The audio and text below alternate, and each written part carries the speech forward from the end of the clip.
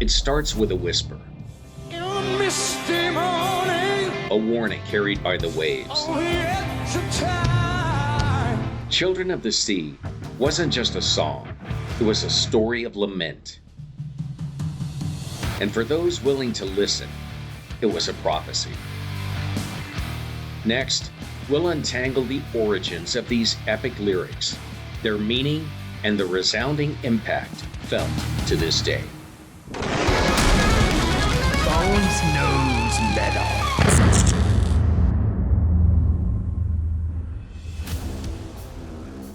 The track comes from Heaven and Hell, Black Sabbath's 9th studio album.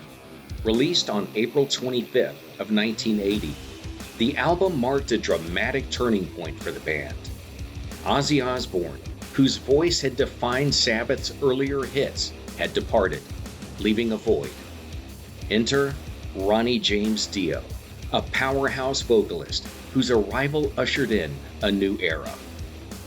Together with Tony Iommi, Geezer Butler, and Bill Ward, the band reinvented itself, blending its dark roots with Dio's lyrical storytelling and melodic grandeur. I'm just going to practice for a second. Recorded at Criteria Studios in Miami and Studio Fairbairn in Paris, Heaven and Hell was produced by Martin Birch, whose credits included Iron Maiden and Deep Purple. The album quickly became a cornerstone of heavy metal, peaking at number 9 on the UK album charts and number 28 on the US Billboard 200. Certified platinum by the RIAA, it was hailed as one of the greatest heavy metal albums of all time. Amid the album's powerful tracks, Children of the Sea stands out. Written around a riff Tony Iommi had composed before Dio joined, the song's lyrics emerged from Dio's fascination with humanity's fragile relationship with nature. It begins with an unforgettable image. In the misty morning, on the edge of time, a world shrouded in fog, standing on the precipice of collapse. The opening line feels ancient, timeless, and yet deeply connected to our own reality. Think about what goes into curating every word. We might start with, on a foggy morning, at the edge of time. Doesn't that capture the same thing? Replace on with in to place ourselves in a physical environment. Misty for foggy, for alliteration with morning. On for at, a spatial preposition that clarifies we are referencing a physical location, which sets the irony because time has no location and speaks to what you're about to hear is an allegory. We've lost the rising sun, a final sign. The song unfolds like a warning.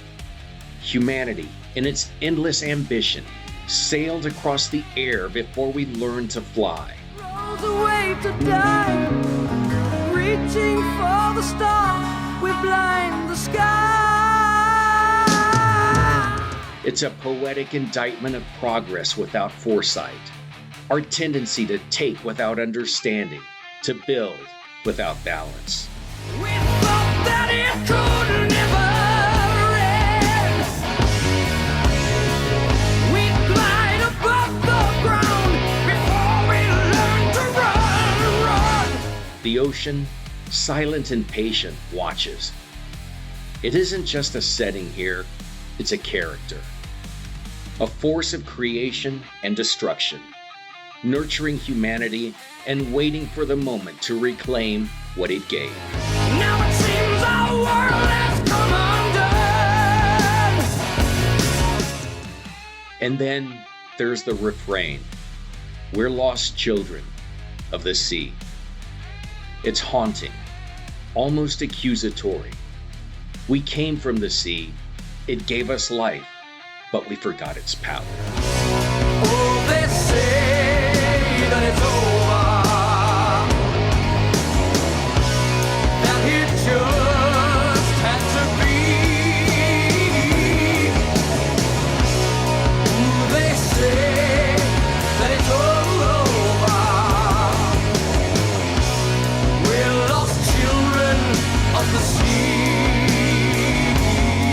song reminds us that nothing humanity builds is untouchable, not when the ocean decides to take it back.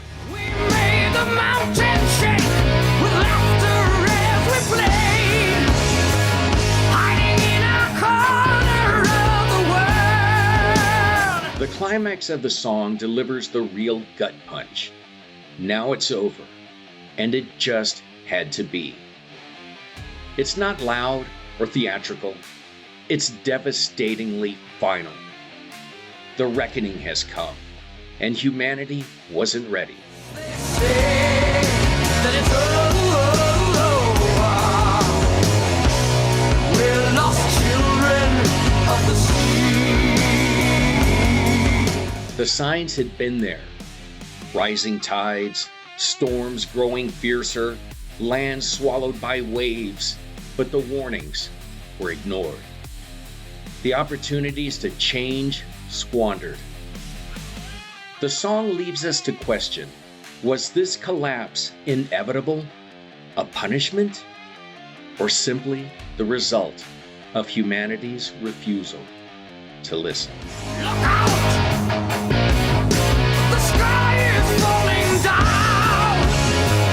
Look out! The world is spinning round and round and round. Look out! Look out! The sun is going black, black. Look out! It's never, never, never coming back. Look out! Children of the Sea debuted live during Black Sabbath's Heaven and Hell tour in April of 1980.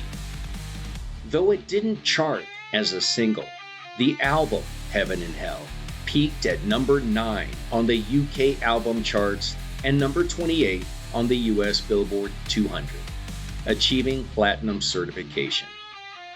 Several artists have covered the track, including Jag Panzer. The song's last known live performance by Black Sabbath members was during the Heaven and Hell tour in 2007. True wisdom is often born from the crucible of pain and experience, yet it is rarely heeded by those who need it most. Children of the Sea serves as an allegorical lament for a world that refuses to see the consequences of its actions until it's too late.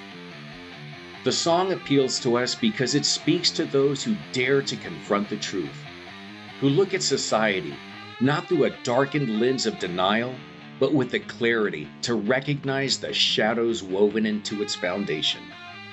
It's a tribute to the visionaries who see what others cannot, and an anthem for those willing to listen.